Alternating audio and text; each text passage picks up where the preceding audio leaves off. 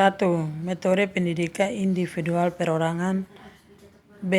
Bentuk dari metode individual ada 2 bentuk. A. Bimbingan dan penyuluhan guidance and counseling, yaitu 1.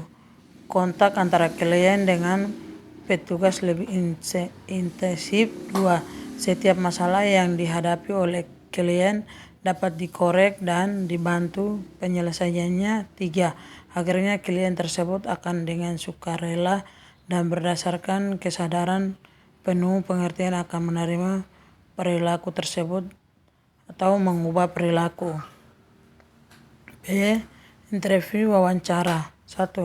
Merupakan bagian dari bimbingan dan penyuluhan. 2. Mengali informasi mengapa ia tidak atau belum menerima perubahan untuk mengetahui apakah perilakuku yang sudah atau yang akan diadopsi itu mempunyai dasar pengertian dan kesadaran yang kuat. Apabila belum, maka perlu penyuluhan yang lebih mendalam lagi. 2. Metode pendidikan kelompok.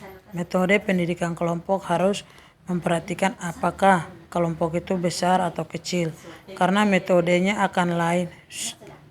Efisien modernnya pun akan tergantung pada besarnya sasaran pendidikan. A. Kelompok besar. 1.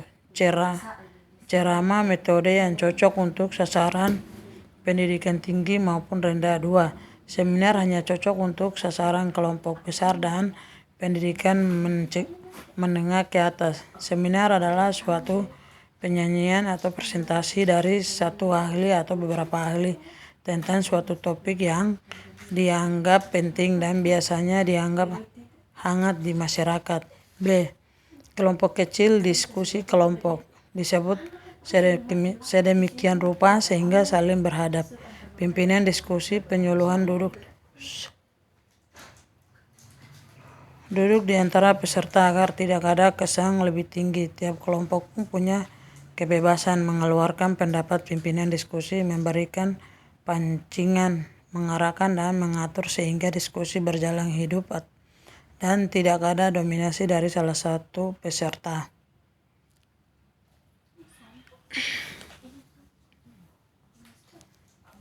3. Metode pendidikan massa. Pada umumnya bentuk pendekatan cara ini adalah tidak langsung, biasanya menggunakan atau melalui media massa. Contoh ceramah umum, public speak, dilakukan pada tertentu, misalnya Hari Kesehatan Nasional. Misalnya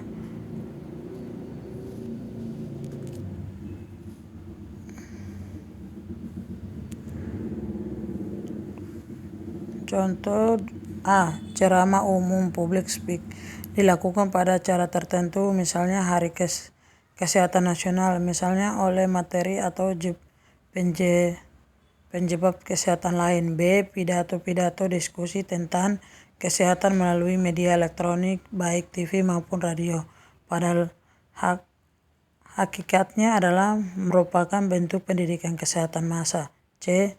Simulasi dialog antara pasien dengan dokter atau petugas kesehatan lainnya tentang suatu penyakit atau masalah kesehatan melalui TV atau radio adalah juga merupakan pendidikan kesehatan massa. Contoh praktek Dr. Herman Susilo di televisi.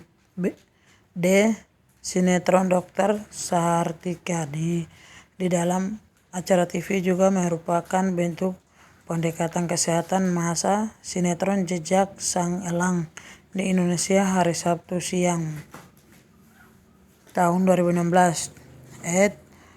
Tulisan-tulisan di majalah koran baik dalam bentuk artikel maupun tanya jawab. Konsultasi tentang kesehatan antara penyakit juga merupakan bentuk pendidikan kesehatan massa. F. Billboard yang dipasang di pinggir jalan, spanduk, poster, dan sebagainya adalah juga bentuk pendidikan kesehatan massa.